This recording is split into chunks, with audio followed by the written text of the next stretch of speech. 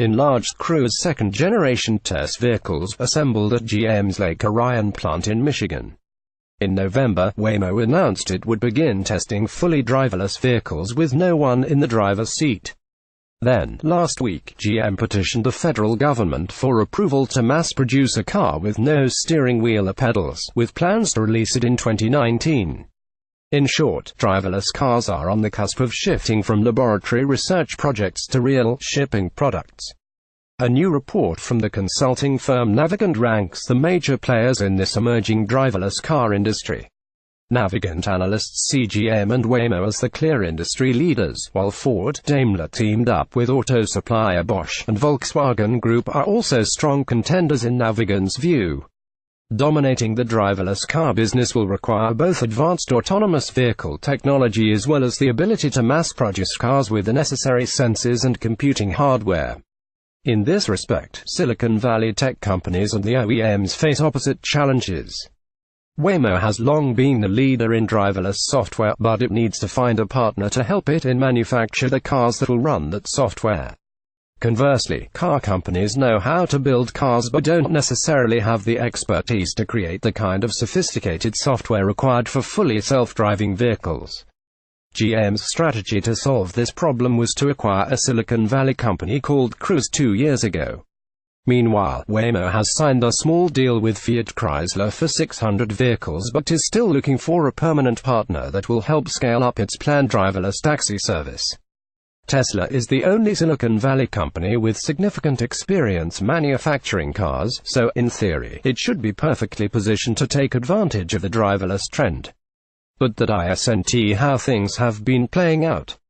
Navigant actually ranks Tesla dead last, alongside Apple, out of 19 companies. Tesla has struggled since ditching Mobileye. Enlarge. Elon Musk speaks during the StartMe Venture Forum in Hong Kong on Tuesday, January 26, 2016. Tesla claimed an early lead in the autonomous vehicle race when it introduced a driver assistance feature called Autopilot in 2015.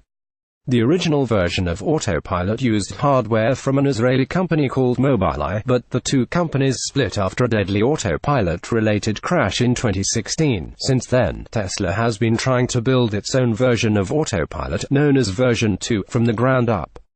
Tesla CEO Elon Musk said last year that he expects full self-driving capabilities to arrive in about 2 years. If Musk could deliver on that timeline, it would make Tesla one of the leading companies in the driverless car race. But Tesla's autopilot development efforts haven't gone smoothly. The autopilot system on current products has stagnated and, in many respects, regressed since it was first launched in late 2015, Navigant writes. More than 1 year after launching V2, Autopilot still lacks some of the functionality of the original, and there are many anecdotal reports from owners of unpredictable behavior. In a May 2017 TED Talk, Musk claimed the systems being built today would be Level 5 capable, that is, suitable for full self-driving with just a software update, by 2019, Navigant notes. However, this is unlikely to ever be achievable. The reason, Navigant notes, is that Tesla's current systems lack several key components required for fully self-driving capabilities. Current Tesla hardware lacks the ability to keep sensors clean and unobscured in poor weather as well as most of the redundant systems needed for fully automated driving, Navigant writes. Waymo and GM have both touted the extensive redundancy in their own driverless car prototypes. Both companies' vehicles have at least 2 computers on board so that the second computer can take over control if the first one fails. They also have redundant power supplies and redundant controls for steering and brakes, ensuring that the vehicle will be able to come to a safe, controlled stop in the event that any single component fails. Today's Tesla vehicles also lack LiDAR sensors, which most other companies in the industry consider essential for full autonomy. And even Nvidia has expressed doubt that the computing hardware it sells to Tesla is capable of supporting full automation reliably, Navigant argues. So there's reason to question Tesla's promise that today's Tesla vehicles can be upgraded to full self-driving capability in 2019 or ever.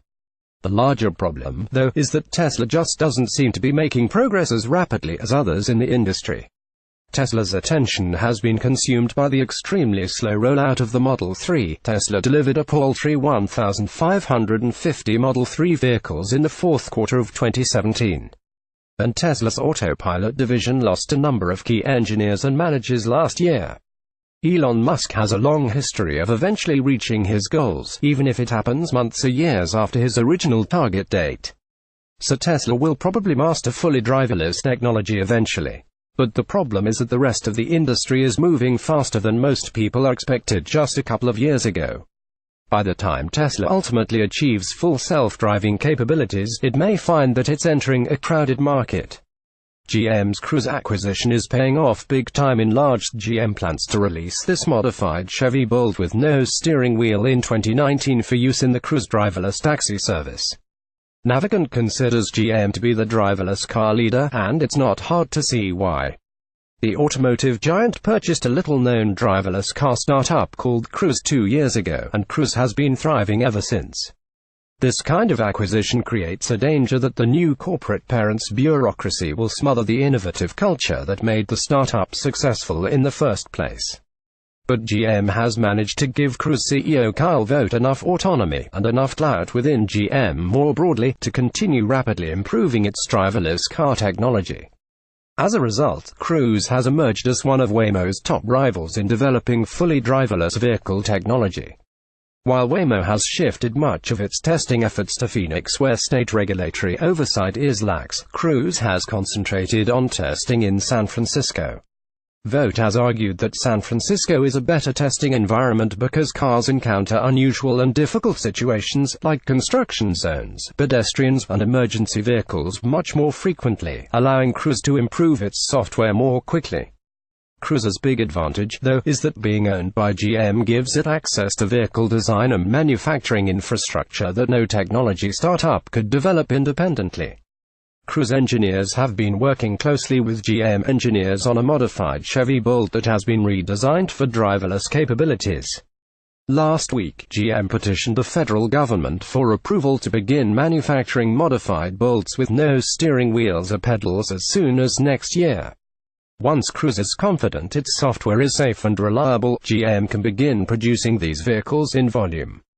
That means that, even if Cruise isn't the first to market, it looks like Waymo is likely to claim that honor. Cruise may be able to scale up more quickly, allowing Cruise to eventually capture a large share of the market.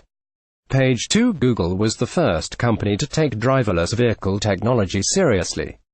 And it has never lost its early lead in developing driverless car software.